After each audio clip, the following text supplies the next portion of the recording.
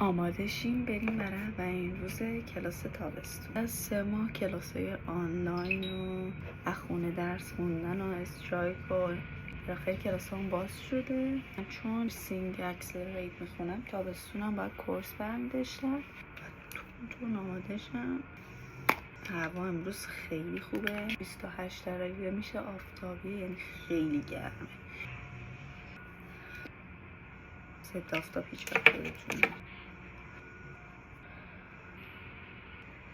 باورتون میشه دلم واقعا تنگ شده بود واسه دانشگاه، واسه نرس شدن. تو یه شخصیت خاصی داشته باشی، نه خودگذشته بودن.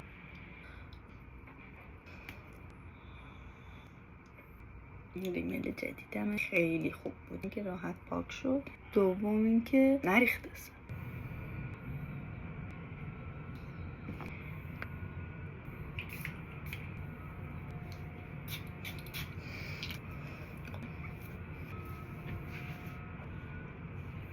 بوس به کلتون.